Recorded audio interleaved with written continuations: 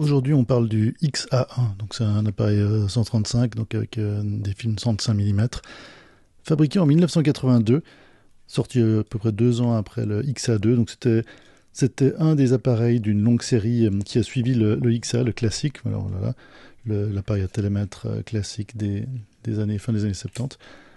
J'ai une vidéo séparée sur celui-là.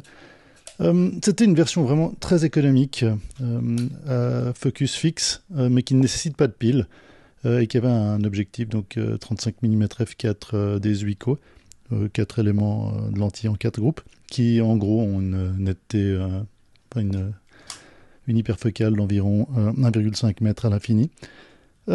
C'était en fait un appareil photo, c'est le seul qui a un obturateur, en fait, voilà, qui s'appuie à moitié pour fixer l'exposition et complètement si on veut prendre la photo. Sinon, pas grand-chose de différent des autres XA, à peu près le même boîtier. Comme on a vu avant, il a un petit peu rond devant. Voilà, on met le film ici, rembobinage ici. Une sensation beaucoup plus plastique en fait pour celui-là, vraiment du plutôt bas de gamme. Hop là. Voilà, par rapport aux autres modèles. Mais une chose intéressante, c'est qu'il n'expose pas s'il y a sous-exposition ou surexposition. Et malgré avec cette cellule justement qui ne nécessite pas de batterie, ça en fait un appareil assez intéressant. On peut bloquer l'exposition en sélectionnant une zone que l'on considère comme de la bonne exposition et on peut forcer en fait la prise de photo ainsi. Quoi d'autre? Donc le compteur de film d'exposition. Ici, voilà, hop, justement là l'exemple où ça s'obture pas. Dessous, on peut choisir 100 ou 400 ISO. C'est les deux seuls paramètres que l'on peut avoir. Et si on met le module flash, on va regarder après les exemples de photos. On peut activer le flash avec ce bouton-là, mais il faut mettre le module ici. Mais voilà, on y revient après quelques exemples.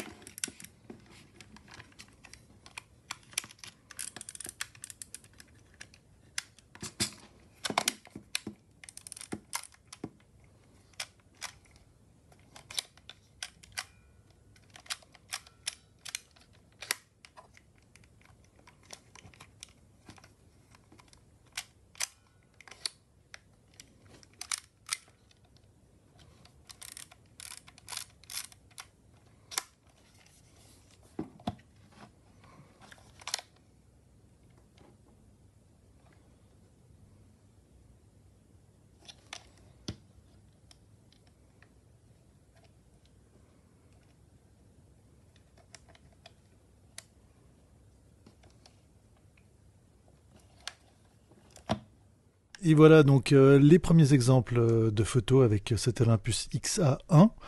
Pour ceux qui me suivent depuis longtemps, vous savez à quel point j'adore le Olympus XA. Donc c'est une superbe optique de f2.8 avec une ergonomie, c'est un appareil à télémètre.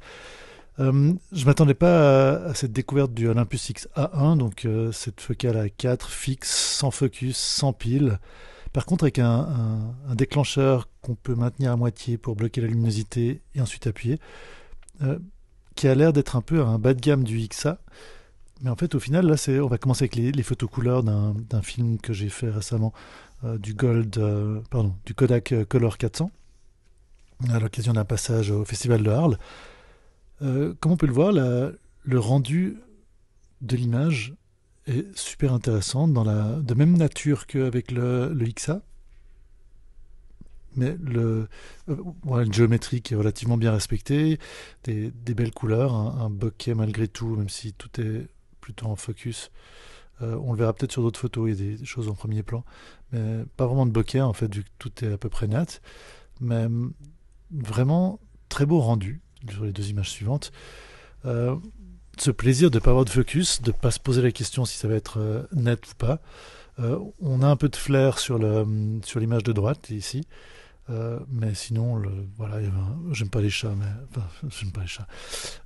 J'aime pas particulièrement les chats, pas au point de prendre des photos, mais là c'était marrant.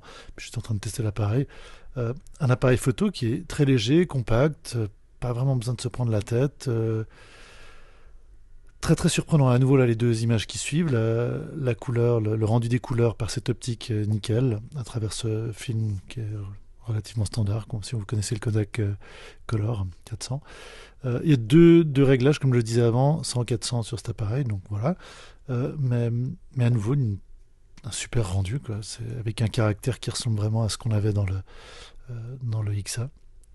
Encore ces deux images qui suivent, bon là avec ce pigeon qui met sa tête dans un trou que je trouvais marrant, donc vraiment pris au vol, c'est le cas de le dire, ou là cette photo de l'intérieur d'une poissonnerie fermée.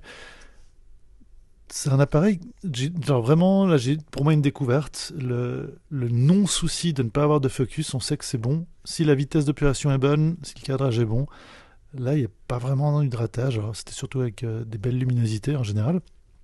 Là, ça marche bien, donc pas de pile, pas de réglage focus. C'est un certain style de photo, mais ça marche vraiment bien, même dans les situations un peu plus sombres.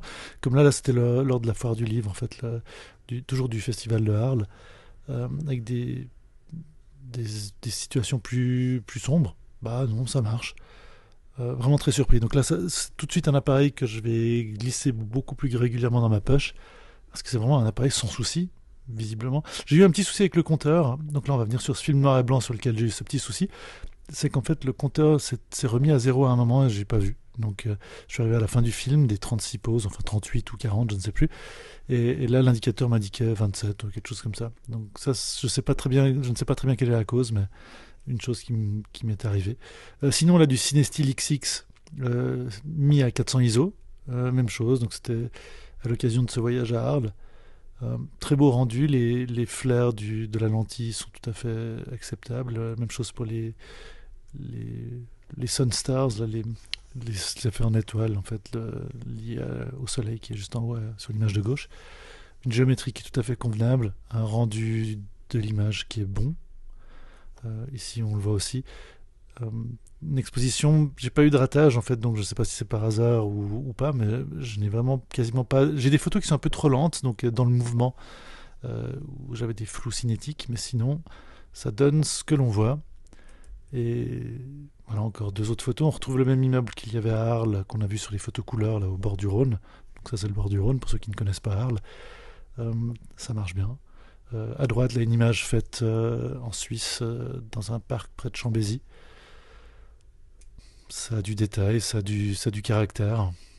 Couleur au noir et blanc. Et à nouveau, pour de la photo de rue, ça marche bien. Le fait de ne pas avoir de focus, si on est suffisamment stable, bien cadré, là, comme on le voit à gauche. Moi, je fais pas mal de photos de rue, mais j'aime pas trop prendre les gens en photo si je n'en vois pas vraiment l'utilité, ou s'il n'y a vraiment pas un truc qui m'inspire. Il faudrait peut-être que je m'entraîne à le faire plus, me forcer un peu. Mais sinon, voilà, ce genre de photos, j'adore. Ou le chat, là, à nouveau, là, j'ai une série de chats sur cet appareil. Ça me pousse à prendre des photos de chats, ce que je ne fais pas d'habitude, mais on voit qu'il y a du détail.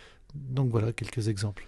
Assez intéressant comme expérience photographique. Vraiment, l'ergonomie, je trouve assez redoutable, en fait, étonnamment. C'est vraiment un appareil que j'ai eu vraiment beaucoup de plaisir à utiliser. Et là, avec son petit module flash, donc toujours un peu le même système. D'ailleurs, il se monte, ce système, ce module se monte sur les autres appareils XA. On l'allume ici, toc, voilà. Hop, si on l'allume, en fait, il faut surtout activer le flash ici. Voilà. Et maintenant qu'on a activé ici, le flash sera prêt à se charger. Il prend une pile AA. Et puis voilà, un indicateur ici pour savoir quand on peut commencer à prendre des photos. Là, on voit que ça commence à... Je ne sais pas si on le voit à la caméra, mais... Donc voilà, cette fois c'est allumé. Et donc, tchouk, si je prends une photo, peut-être en deviner, un flash, tchouk, voilà. Donc, assez intéressant comme appareil. En tout cas, dans la série des XA, un appareil qui a bien son caractère.